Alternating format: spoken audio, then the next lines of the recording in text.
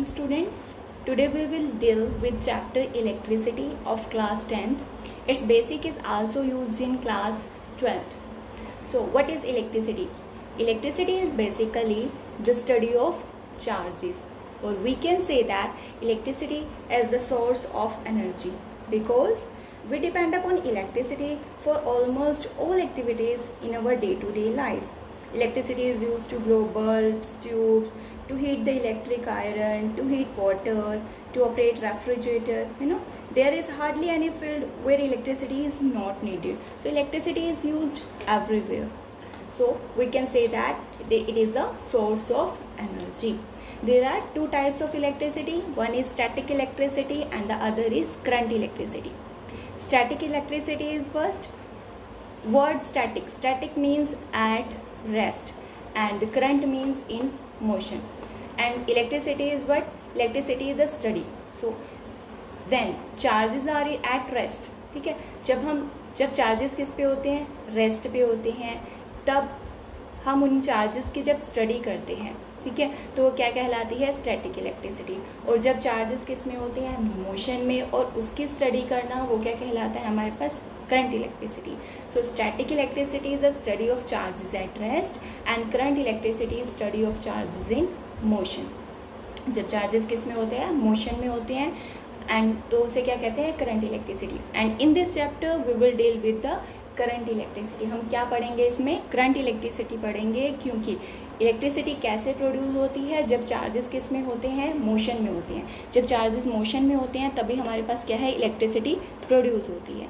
अब चार्जेस का मोशन में आना, ठीक है, ये कैसे हमें पता चला और चार्जेस कैसे मोशन में आते हैं, ठीक है, जिनके मोशन में आने की वजह से इलेक्ट्रिसिटी कैसे प्रोड्यूस होती है।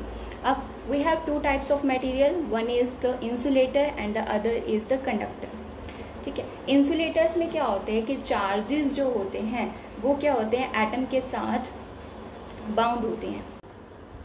Atom is made of the positive charged nucleus and electron are revolving around the nucleus. Okay? Nucleus consists of the proton and the neutron. अब इंसुलेटर के अंदर हमारे पास क्या होता है?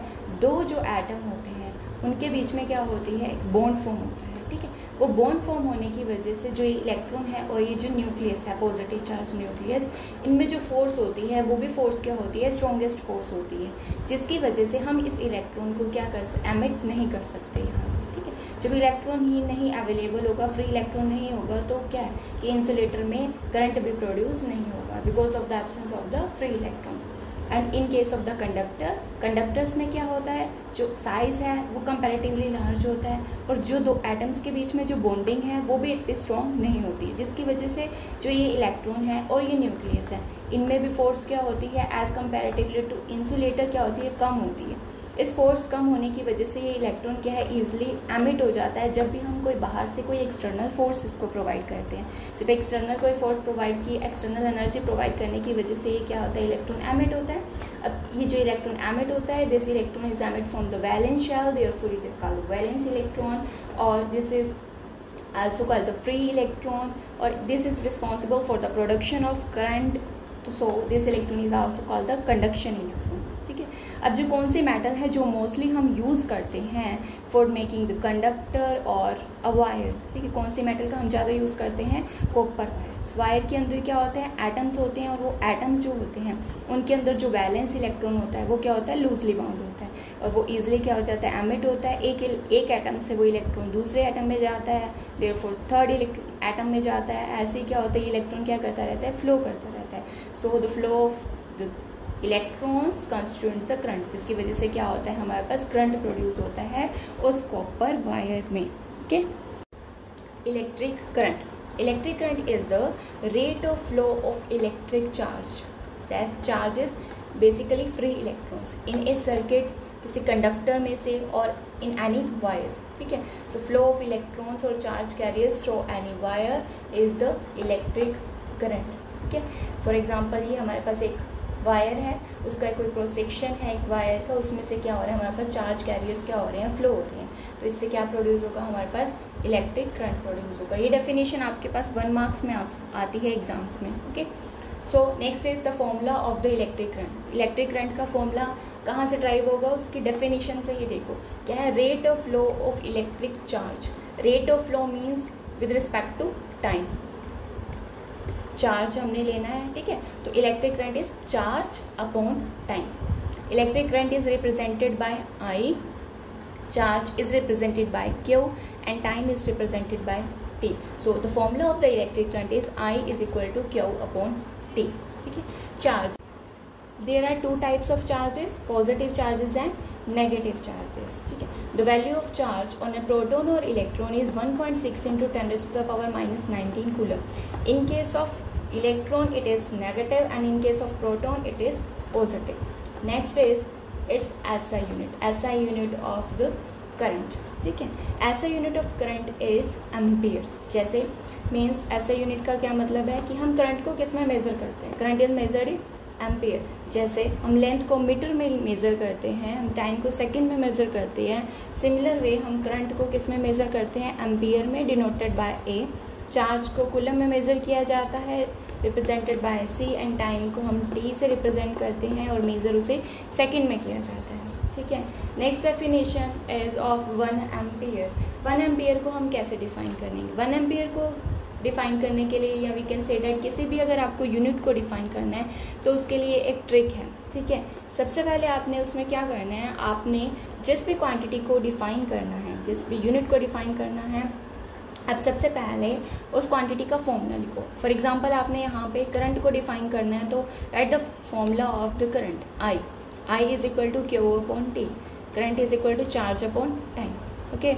सो नेक्स्ट इज आपने क्या करना है, इनको इनकी यूनिट्स में रिप्लेस कर देना है। Current is replaced by 1 ampere, charge is represented by 1 coulomb and time is replaced by 1 second. So क्या आ गया हमारे पास, 1 कूलम पर सेकेंड। सो हम इसे डिफाइन कैसे करेंगे कि electric current is defined as 1 ampere if 1 coulomb of a charge flows through a conductor in 1 second.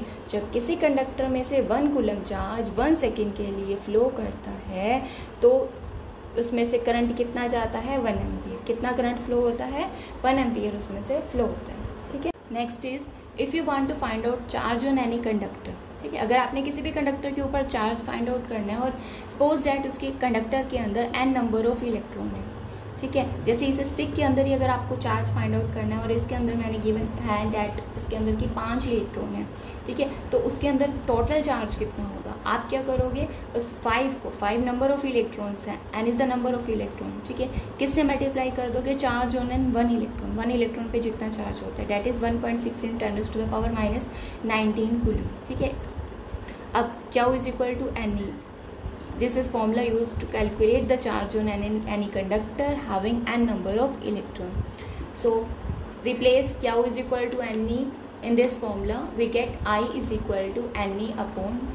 This is another formula of the current. ठीक है, so we have two formulas, I is equal to Q upon T, and when we replace Q is equal to Ne, we get I is equal to Ne upon T. Next is the direction of electric current की। Electric current की direction क्या होती है, is just opposite to the flow of electron की।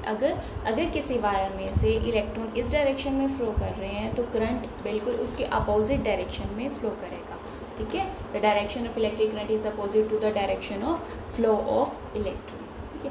Next is ammeter. हम electric current को किस से मेज़र करते हैं, इलेक्ट्रिक करंट को हम किस डिवाइस से मेज़र करते हैं, एमीटर से। किससे मेज़र करते हैं, ammeter. So ammeter is use to measure the electric current in a conductor और वायर। किसी कंडक्टर या वायर में करंट को मेज़र करने के लिए हम किस डिवाइस का यूज़ करते हैं, एमीटर। अब और भी डिवाइसेस हैं जैसे multimeter. Multimeter is used also use to measure the current, ठीक है। और मल्टीमीटर में हम वोल्टमीटर वगैरह भी यूज़ कर सकते हैं, ठीक है।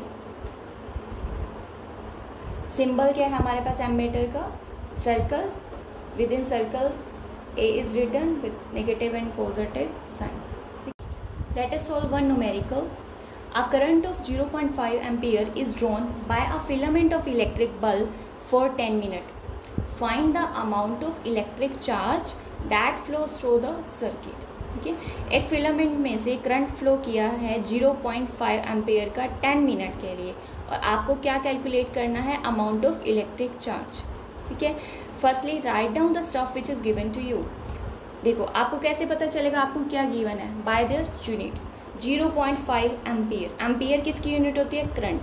इट मीन्स आपको क्या गिवन है, current. Current is represented by I is equal to 0.5 ampere, ठीक है। Next is 10 minute. Minute is the unit of time, okay. So time T is equal to 10 minute, ठीक है। इस टाइम टी को आपने सबसे पहले क्या करना है, कन्वर्ट करना है किसमें, सेकंड के अंदर, ठीक है। अदरवाइज आपका आंसर रॉन्ग हो जाएगा। 10 मिनट को अगर आपने सेकंड में चेंज करना है तो आप किससे मल्टीप्लाई करोगे, 60 से मल्टीप्लाई करोगे, वी गेट 600 सेकेंड, ठीक है। Next we know the formula of current is I is equal to Q upon T। We have to find out the amount of electric charge, therefore Q is equal to I into T, I into T। Put the values of I and T here. 0.5 ampere, time is 600 second, we get 300 coulomb, ठीक है। 300 coulomb, और coulomb को हम क्या बोल सकते हैं, ampere second भी बोल सकते हैं, ठीक है। कई बार ऐसे भी आ जाता है कि कूलम की अदर फॉर्म क्या है, सो हम क्या बोल सकते हैं उसे, एम्पियर सेकेंड भी बोल सकते हैं। सो 300 एम्पियर सेकेंड और 300 coulomb is your answer. Next numerical is calculate the number of electron constituting 1 coulomb of charge. Suppose we have a conductor and in this conductor 1 coulomb charge is generated, ठीक है। So we have to find out the number of electron which generate this 1 coulomb of charge, okay। So वो quantities लिखो जो हमें given है। देखो 1 coulomb of charge generate हो रहा है, coulomb is the unit of charge, so write Q is equal to 1 coulomb, given है ये, ठीक है। We know that the formula of charge is Q is equal to Ne, where N is number of electron, E is the charge on an electron, okay। So we know the value of E is 1.6 into 10 raised to the power minus 19 coulomb, ठीक है। यहाँ से N निकालिए, N is equal to Q upon E। Q is 1 coulomb, E is 1.6 into 10 raised to the power minus 19 coulomb, okay। Calculate this, 10 to minus 19, ये numerator में जाएगा positive, ठीक है। To solve this, we write in this form 10 into 10 raised to the power 18 upon 1.6. Base same, power add, so 1 plus 18 is 19 upon 1.6. 10 upon 1.6 is 6.25 into 10 raised to the power 18 electron. Means कितने electrons जो हैं 1 coulomb charge को generate करते हैं, N is equal to 6.25 into 10 raised to the power 18 electron. You have to remind this value.